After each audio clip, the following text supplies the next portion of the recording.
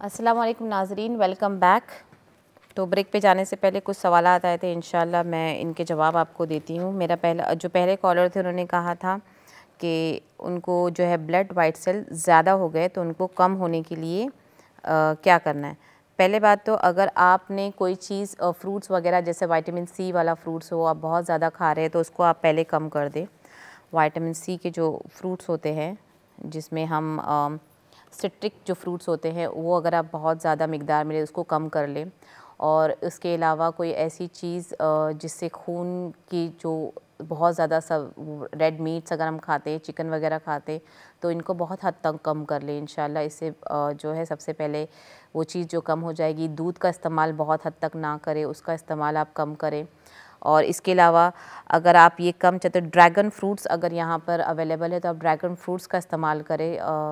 रोज़ाना अगर आप एक ड्रैगन फ्रूट्स खाएँ तो जो वाइट सेल जो बहुत ज़्यादा हो गए, हालांकि ड्रैगन फ्रूट जो है वाइट सेल बढ़ाने के लिए भी खाते हैं, लेकिन उसको नॉर्मल लाने के लिए भी इसका इस्तेमाल किया जाता है, तो आप वो इंशाल्लाह खाएँ।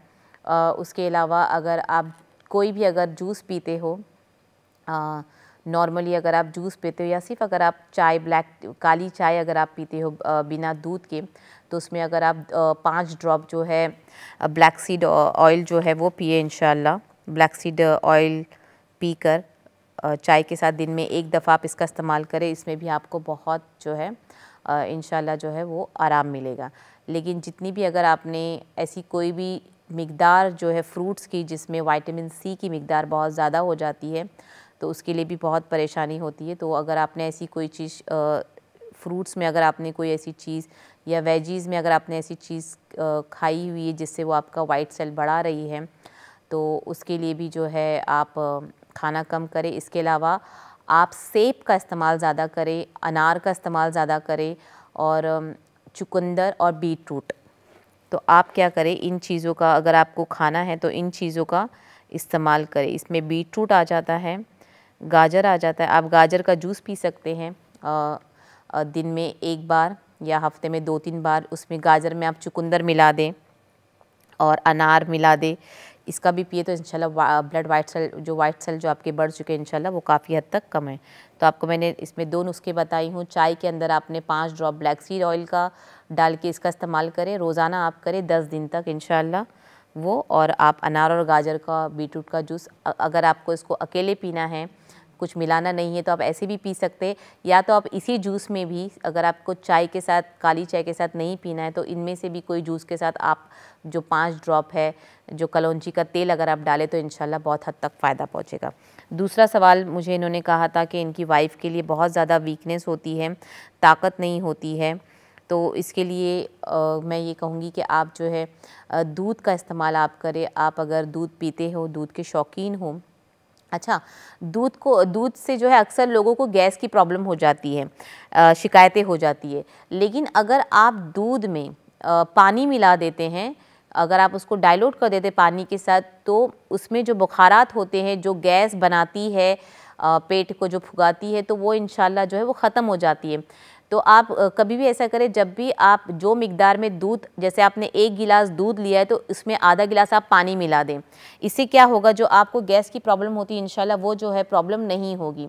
तो दूध का सही तरीका जो है ये है, तिब नबवी में भी यही है। हमारे नबी सल्लल्लाहु अलैहि वसल्लम ने भी दूध के अंदर जो है पानी डाल के पीने का हुक्म दिया और वो ख़ुद भी पिया करते थे। तो इन चीज़ों को बहुत है। अच्छा, गर्म दूध से जो है, जो हम गर्म दूध करके पीते हैं उससे गैस बनती है, इसलिए पानी डालते हैं। लेकिन आप फ्रिज से ठंडा निकाल के पी लें तो ये आपके जिस्म को ठंडा करती है। इसमें जो भी है रतूबात है वो नहीं होती, क्योंकि दूध गर्म करने पर है जो वो चीज़ें जो है बनती है वो चीज़ नहीं बनती है। तो इसलिए आप कोशिश करें कि आप इसका दूध का अच्छा, तो इस दूध में अगर आपने समझे थोड़े से, अगर आपने मखाना है और इसमें थोड़ा सा आप खसखस ले लीजिए और थोड़ा सा बादाम, ये आपको लेना है।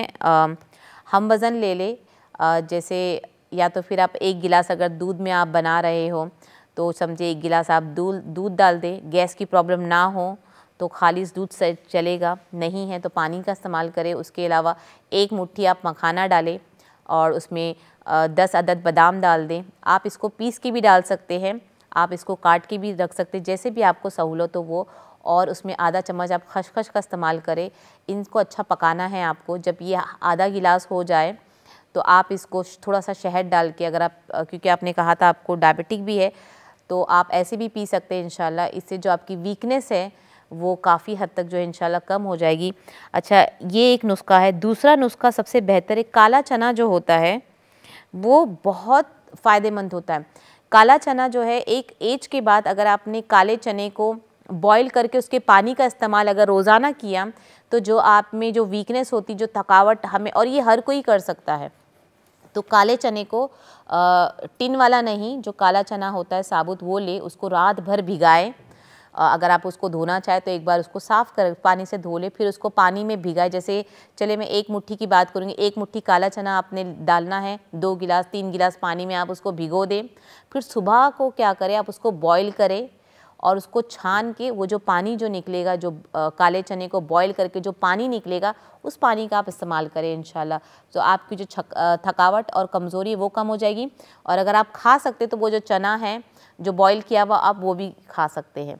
काफ़ी लोग कच्चे चने का भी पानी पीते हैं, लेकिन जो बॉयल चने का पानी जो ताकत देता है वो बहुत ज़्यादा फ़ायदेमंद होता है। तो जिन किसी को भी बॉडी में वीकनेस और तकलीफ़ हो रही है, और ये जो काला चना है वो डायबिटीज़ वाले हैं और हार्ट के पेशेंट वाले हैं, और जो भी दवाइयों में जो है वो भी इनका इस्तेमाल कर सकते हैं इंशाल्लाह। कोई साइड इफ़ेक्ट नहीं होता है काले चने से, बल्कि मरीज़ों को चाहिए कि वो जो मरीज़ होते हैं हॉस्पिटल्स में, उनको भी काले चने का पानी दिया जाता था। तो आप ये रोज़ाना आप करें इंशाल्लाह। तो 10-15 दिन तक आप इसका इस्तेमाल करें। अगर आपको लगता है कि आपकी तबीयत में सुधार आ रही, तो आप उसको जो रोज़ाना की जगह जो हफ्ते में 3 बार 4 बार आप इसका कर सकते हैं। आप इंशाल्लाह ये 2 चीज़ का इस्तेमाल आप एक साथ कर सकते हैं, ठीक है। तो आप ये करें। अच्छा, ये जो तीसरा जो कॉलर था वो उन्होंने कहा था कि उनके फेफड़े में जो है इन्फेक्शन हो गया है। तो उसके लिए आपको चाहिए कि आप अनार का जो जूस होता है फेफड़ों के लिए बहुत फ़ायदेमंद होता है। जूस के अलावा अगर आप अनार के दाने भी अगर रोज़ाना खाएं इंशाल्लाह, इससे आपको बहुत फ़ायदा मिलेगा। और इसके अलावा मैंने शायद आपको बताया था, जो मेरे लास्ट एपिसोड जो था, मैंने कपूर की बात किया था, जो काफूर की गोलियां होती हैं, उसको अगर आप जो है काफूर की गोलियों को अगर आप ऑलिव ऑयल या फिर सरसों के तेल में, जैसे आपने छोटा सा, मैं अगर क्वांटिटी बताऊं तो आधा कप ले ले और उसमें 2 गोलियां आपने कापूर की डाल दे, और जब वो मेल्ट हो जाता है तो अपने जो है सीने की तरफ, जहाँ पे फेफड़े की तरफ है, वहाँ पे अगर आप लगाएं, जहाँ पे आपके लंग्स आते हैं, इंशाल्लाह इससे बहुत फ़ायदा पहुँचेगा आपको। और ज़्यादातर ठंडी चीज़ों से बचें। ठंडी कोई भी चीज़ अगर आप खाने से गुरेज करें तो इंशाल्लाह ये बहुत हद तक कम हो सकता है। तो अनार का जूस आप इस्तेमाल कर सकते हैं, तो ये बहुत फ़ायदेमंद होता है। तो इंशाल्लाह आप इसका इस्तेमाल करें। यहाँ ये इसके अलावा अगर मूली के पत्ते आपको मिलते हैं, सफ़ेद मूली के जो पत्ते होते हैं, उसके पत्ते का भी पानी अगर आप बना के पीते हो तो ये भी आपके लिए बहुत इंशाल्लाह फ़ायदेमंद रहेगा। और बाकी ठंडी चीज़ों से बहुत बचें आप, क्योंकि ये चीज़ें ठंडी के मौसम में यही एक चीज़ ये होती है कि जो लोग का इम्यून सिस्टम वीक होता है वो और वीक हो जाता है। तो कोशिश करें, जिस चीज़ से आपको परेशानी होती है, जिस चीज़ से आपकी तकलीफ़ बढ़ सकती है, उस चीज़ को आप जो है इग्नोर करें, आप उसको हाथ ही ना लगाएं। कहते हैं परहेज़ करने से बड़ी बीमारियां जो है ख़त्म हो सकती हैं, क्योंकि अल्लाह ताला ने जो बीमारियां दुनिया में दी है, उनके इलाज भी दुनिया में अल्लाह ताला ने दिए हैं। ऐसी कोई बीमारी नहीं है जिसका इलाज नहीं हो सकता है। तो कोशिश करें परहेज़ करने की। अक्सर ये लोगों को ये गलतफ़हमी हो जाती है कि ठंडी के वक्त जो है वो लोग ऐसी बहुत सी चीज़ें जो है बाहर का खा लेते हैं। ठंडी में सबसे ज़्यादा इफ़ेक्ट पड़ता है हाज़मे को, क्योंकि खाना हज़म नहीं होता है, क्योंकि पसीना वैसे भी यहाँ नहीं निकलता है। अब ठंडी में जिस्म और सुस्त हो जाता है, नींद बहुत ज़्यादा आती है, घर से बाहर हम नहीं जाते हैं तो जिस्म में सुस्ती आ जाती है, हाथों पैरों में दर्द हो जाते हैं। जिन लोगों को शिकायतें नहीं होती उनके भी पैरों में दर्द आ जाते हैं। तो कहीं ना कहीं जो हम ये कोल्ड ड्रिंक्स पीते हैं, ठंडा पानी पीना शुरू हो जाते हैं, बल्कि ठंडी में चाहिए कि आपको गर्म गुनगुना पानी पिए, और उसके अंदर आप जो है वो बेज़ल लीव्स जो होती है, जिसको तुलसी के पत्ते कहते हैं, आप अपने गर्म पानी में अगर 5 पत्ते भी अगर वो रोज़ाना उसको आप ऐसे ही खा लें उसको, या उसको थोड़ा सा हल्का सा पानी में कूट के खा ले उसको, तो ये भी आपके जिस्म के लिए बहुत बेहतर है। और मेरे ख्याल से जब ये मौसम शुरू हुआ था सर्दी के, मैंने बहुत से ऐसे नुस्खे आप लोगों को बताए थे जिसमें आप सर्दी से होने वाली चीज़ों से जो अपने आप को परहेज़ कर सकते हैं। तो इंशाल्लाह कोशिश करें उन चीज़ों को, परहेज़ बहुत ज़रूरी है। देखिए, मैं हमेशा ये कहती हूँ कि आपने एक बार अगर परहेज़ इंशाल्लाह कर लिए तो आपकी जो परेशानी है इंशाल्लाह 6 से 1 साल के अंदर, आपने कोई भी बीमारी में 1 साल परहेज़ किए। अच्छा, अक्सर शिकायत ये होती है कि जैसे मैंने पहले भी कहा था कि शुगर के पेशेंट जो है मीठा खाना छोड़ देते हैं और मीठी चीज़ों से बहुत गुरेज करते हैं। बहुत अच्छी बात है, लेकिन मैंने कहा था कि खून के अंदर भी जो है मिलावट हो जाती है, हमारा खून जो है मीठा हो जाता है, इसलिए देखिए आपने शुगर के पेशेंट के ज़ख़म जो है वो सूखते नहीं है जल्दी। बहुत किसी को बहुत वक्त लगता है उनके ज़ख़म को सूखने के लिए, क्योंकि जब खून आपका मीठा हो जाता है तो उसमें ख़ारिश भी शुरू हो जाती है, उसमें ज़ख़म भी हो जाता है और वो सूखना मुश्किल हो जाता है। तो खून को भी साफ़ करना है, तो उसके लिए मैंने आपसे कहा है कि नीम के पत्ते का पानी पिए, करेले का जूस आप पी सकते हो, और मोरिंगा का जो पत्ता आता है उसका पानी बना के आप पी सकते हैं। तो इन सब चीज़ों को आपको जो है डिटॉक्स पानी पीना है और आपके जिस्म को साफ़ करना है। सिर्फ जिस्म के बुखारात को नहीं, बल्कि जो हमारे खून में शामिल है, हमें उस खून को भी साफ़ करना रहता है। तो इस चीज़ को समझना बहुत ज़रूरी है। तो परहेज़ का मतलब है खाने पीने से बेशक आप करें, लेकिन कौन सी चीज़ खाने से आपकी सेहत में सुधार आ सकता है उसका ख़ास करके ख़्याल रखें। इसलिए मैं बहुत लोगों को इस बात पे बिगड़ती हूँ कि जब कोई बंदा बीमार होता है और कोई पार्टी वगैरह में वो दावतों में जाता है और कोई फ़ोर्स करता है उनको कि अरे आप खा लो, आज तो एक ही दिन है, मीठा खा लो, आज तो कोई बात नहीं, आप चर्बी वाला खाना खा लें, ये बार बार दावतें नहीं होती, शादियाँ नहीं होती। देखिए वो बात, लेकिन वो वक्त जो है वो इंसान के लिए जो है सही नहीं होता है। और ये हमारी हदीसों में भी इसका ज़िक्र है कि जब कोई इंसान मरीज़ हो, चाहे वो छोटा सा मरीज़ हो, बड़ी बीमारियों का मरीज़ हो, उनको आप फ़ोर्स ना करें खाने के लिए। जो चीज़ से वो ख़ुद परहेज़ कर रहे, अपने दिल को मार रहे होते हैं, वो उसको इग्नोर कर रहे होते, आप उनके सामने जो प्लेटों में सजा के उनको खाना देते। तो प्लीज़ इससे बहुत इससे गुरेज़ करें। और ये अल्लाह ताला को पसंद नहीं है कि आप मरीज़ के सामने इस तरह का खाना आप खाते हैं। मैं तो कहती हूँ कि ऐसी दावतों को कबूल ही ना करें जिसमें आप जाएंगे और आपकी परेशानी और दुगनी हो जाएगी, क्योंकि सेहत हमारी ख़राब होगी, हमें ख़ुद से उसको लड़ना है, हम जूझने वाले हैं। हमारी तकलीफ़ अल्लाह के सिवा और हमारे सिवा कोई नहीं जानता हमारी दर्द और हमारी तकलीफ़ को। तो हमें चाहिए कि हम अपनी तकलीफ़ को बहुत ही सीरियस लें, चाहे वो अर्थराइटिस का पेन हो, चाहे वो छोटा सा मैदे का दर्द हो आपको, तो उस चीज़ का बहुत करके ख्याल रखें। अच्छा, मैदे के दर्द से मुझे याद आया कि जिन लोगों को पेट की दर्द की शिकायत होती, काफ़ी साल तक होती है, कोई किसी को IBS की वजह से होता है, IBD की वजह से होता है, या किसी को कोई भी मसला नहीं होता है पर पेट का दर्द होता है, इसलिए उनको चाहिए कि वो रोज़ाना एप्पल साइडर विनेगर का इस्तेमाल करें। और मुझे आज सडनली इसलिए याद आया क्योंकि एक शख्स को जब हमने ये नुस्खा दिया था माशाल्लाह, तो अल्हम्दुलिल्लाह उसको बहुत काम आया है। उसके पेट के दर्द में बहुत जो है उसको फ़ायदा पहुंचा है। तो जिन लोगों को पेट के दर्द की शिकायत है, जो हाजमे की शिकायत होती है, वो चाहिए उनको कि खालिस, अगर आपको पता है कि सामने जो शॉप है वो उसमें खालिस चीज़ें मिल रही है, एप्पल साइडर विनेगर हो रहा है जो अच्छा हो, उसका इस्तेमाल करें रोज़ाना। अगर आप सुबह खाली पेट भी आप ले सकते हो और आप खाना खाने के आधे घंटे के बाद भी ले सकते हो। इसके फ़ायदे मैं आपको इंशाल्लाह आने वाले प्रोग्राम में, जो एप्पल साइडर विनेगर के फ़ायदे और फिर नुकसान भी है, हर चीज़ कुछ नुस्खे ऐसे होते हैं घरेलू कि आप उसको बेफ़िक्र इस्तेमाल कर सकते हैं इंशाल्लाह, उससे कोई भी नहीं। लेकिन कुछ जिसमें एसिड बनती है, जिसमें तेज़ाबियत होती है, जिन खानों में इसी तरह नींबू का इस्तेमाल हम बहुत ज़्यादा नहीं कर सकते हैं, कीनू का इस्तेमाल हम बहुत ज़्यादा, जो खट्टे जो चीज़ें होती है, सिट्रिक एसिड जिसमें होती है, उसका इस्तेमाल हम बहुत ज़्यादा नहीं करते। वो हमें बहुत ज़्यादा मज़ीद उसको इस्तेमाल करने से, एक्सेस उसका यूज़ करने से जो है हमें तकलीफ़ हो सकती है। तो इस चीज़ को समझना बहुत ज़रूरी है। हमारे प्रोग्राम का मकसद ही यही है कि हम आपको फ़ायदों के साथ साथ इस ख़ास चीज़ के बारे में बताएं कि जैसे मैंने आपको बताया था, इस चीज़ से, ये खाने से ये तकलीफ़ होगी, काफूर को बहुत ज़्यादा इस्तेमाल आप नहीं कर सकते। तो एक चीज़ का एक जो है एक तरीका होता है तो एक्सेस नहीं कर सकते। लेकिन एप्पल साइडर विनेगर इस बहुत अच्छा है पेट के दर्द के लिए। और जिनको पेट के दर्द की शिकायत होती है उनको चाहिए कि वो काली कॉफ़ी का इस्तेमाल, जो ब्लैक कॉफ़ी का इस्तेमाल आम हो चुका है, उसको नहीं करना चाहिए, क्योंकि कहीं ना कहीं जो काली कॉफ़ी है वो आपके पेट के दर्द में जो है इजाफ़ा करती है और वो आपके पेट की तकलीफ़ को बढ़ाती है। तो अगर आप ओकेशनली ब्लैक कॉफ़ी पीते हैं तो ये बहुत मुफीद होता है।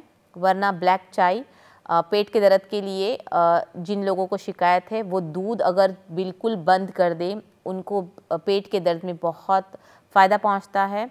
तो ये 2 चीज़ है जो पेट का जिक्र आया तो मैंने सोचा मैं आपको बता दूं, क्योंकि बहुत से चीज़ मैं सोचती हूँ कि अपने प्रोग्राम में मैं जितना हो सके आपको इंशाल्लाह उतनी इन्फॉर्मेशन दूँ और उतने मैं आपको नुस्खे बताऊँ। लेकिन जब बात निकलती है तो फिर जहन में आता है कि चलो इससे ये फ़ायदा मैं आपको बता दूँ। तो पेट के दर्द का, मैदे के दर्द का, गैस का जो दर्द होता है, जो पेट में जो भारीपन होता है, उसके लिए बहुत मुफीद है कि आप अगर दूध का इस्तेमाल करते हैं तो अपना जो है दूध चेंज करें। इसके जगह आप आलमंड मिल्क जो है उसका इस्तेमाल कर सकते हैं। मैं सोयाबीन का सजेस्ट नहीं करती क्योंकि सोयाबीन हर किसी को सूट नहीं होता है, वो कहीं ना कहीं जाके एलर्जी करती है, तो इसलिए मैं मेरे लिए वो चीज़ नहीं होती। तो आप आलमंड जो बादाम का मिल्क जो दूध होता है, आप जो बाकी जो दूध आप इस्तेमाल करते, चाहे वो हरा वाला हो, लो फैट हो, फुल फैट हो, या इतने किस्म के हैं, जो भी है आप उसको बंद कर दें इंशाल्लाह। और आप जो है एप्पल साइडर विनेगर का इस्तेमाल करें। आपके पेट के दर्द में इंशाल्लाह 1 हफ्ते में बहुत फ़ायदा पहुंचेगा।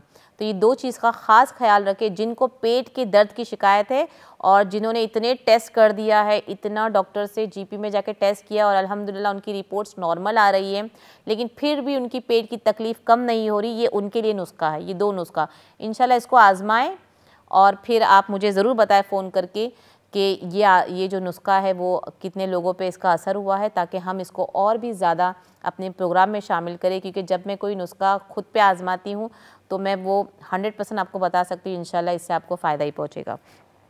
तो उसी तरह चलिए मैं अपनी बात को पूरी करती हूँ। तो पेशाब को रोकने का मैंने आपको बताया है। तो जब पेशाब की रोकते हैं आप और पेशाब के कम होने के जो आपने सिम्टम्स आ गए, तो कोशिश करें कि जिस पेशाब आवर चीज़ें जिससे पेशाब बढ़ सकता है, क्योंकि अक्सर एक एज के बाद लोगों को जो है पेशाब जो है कम आना शुरू होता है और उससे उनकी बीमारियां जो है शुरू हो जाती है, या उससे पहले भी उनको बीमार होते हैं। तो उनको चाहिए कि जिन सब्ज़ी तरकारियों से पेशाब ज़्यादा आता है वो कोशिश करें कि उन पेशाब आवर चीज़ों को जो है ज़्यादा इस्तेमाल करें और उसी की तरह जो है जितना जो शानदे आप पी सकते वो पिए। और मालिश, जो पेट की जो मालिश होती है, जैसे मैं कहती हूँ कि अपने बेली बटन में आप तेल डालने का अपनी आदत बना ले कि आप उसमें कोई भी तेल जो आपको जैतून का तेल हो जाए वो अपना अलग असरात करता है। फिर चाहे आप सरसों का तेल ले लें, वो अलग अल्लाह ने उसमें अलग सी ग़िज़ाइयत दी, तो हर किसी को अल्लाह ने अलग ग़िज़ाइयत दी, तो उसका इस्तेमाल करें। और ये बहुत जल्दी आपको पता चल जाता है कि आपके पेशाब में कमी या ज़्यादती हो रही है, ठीक है। उसी तरह पाखाना रोकने से सर का दर्द बढ़ जाता है, अतड़ियों में तकलीफ़ हो जाती है। अंतड़ियों में जो दर्द होता है वो कहीं ना कहीं पैखाने को जो रोकते हैं हम। अच्छा, आपको पता है ये जो हम पाखाने को जो रोकते हैं, कोई भी रीज़न हो सकता है, आप कोई भी रीज़न ले सकते हैं, तो उसकी वजह से अतड़ियों में बड़ी तकलीफ़ होती है। और ऐसा देखा गया है कि जिन लोगों ने पाखाना को बहुत टाइम तक रोका हुआ है, बहुत साल गुजर गए हैं, तो उसके अंदर उनको कहीं ना कहीं अतड़ियों में सूजन और ट्यूमर आने का भी ख़तरा होता है। और ऐसे ही केस हाल ही में एक आया था। तो कोशिश करें कि ये मैं आपको बता रही कि ये रीज़न है। अगर आपको अतड़ियों का दर्द है तो आप बैठे और सोचें कि क्या मैंने ऐसा कुछ किया था, या मैं ये कर रही हूँ या मैं कर रहा हूँ, तो क्या ये इसका रीज़न है। तो इंशाल्लाह आप परहेज़ करेंगे कि चलो अब अगर हमें पेशाब पाखाना जाना है तो हम किसी भी कीमत में नहीं रुकेंगे। तो इसका बहुत करके, और कब्ज़ की शिकायत का सबसे बड़ा जो रीज़न है वो यही है कि हमको जब जाना होता है हम नहीं जाते हैं। हम बात कर रहे होते हैं, हम फ़ोन पे हो रहे, हम टीवी देख रहे होते, या हम बाहर शॉपिंग कर रहे होते, तो हम उसको जो है रोक लेते हैं, जिसकी वजह से मसला बनता है। और आज के ज़माने में कब्ज़ का बहुत बड़ा मसला है। तो कहीं ना कहीं सबसे बड़ी रीज़न ये होती है। तो कोशिश करें इसको जो है, और पेट की ख़राबी मतलब फिर ज़ुकाम भी होना, तो उसको रोकने से बताया मैंने आपको 4-5 बीमारियां ऐसी बताई। तो इसका सबसे बड़ा जो रीज़न है वो क्या है, पाखाना को रोकना। तो कोशिश करें कि जब ऐसा कुछ आपके साथ हो रहा तो आप कोशिश करें गर्मियों में पसीना लाए, जिम जाए या वर्कआउट करें जिससे आपको पसीना आए, मालिश करें पेट की, वापस से आप पेट में तेल वगैरह डालें, अपने नाभि में तेल वगैरह डालें, तो ये सब चीज़ें जो है आपका इलाज है। तो आप ये नुस्ख़ों का इस्तेमाल कर सकते। हमारे प्रोग्राम का वक्त ख़त्म हो चुका है। इंशाल्लाह अपना ख्याल रखें, अपनी दुआ में बहुत याद रखें। अस्सलामु अलैकुम व रहमतुल्लाहि व बरकातुहू।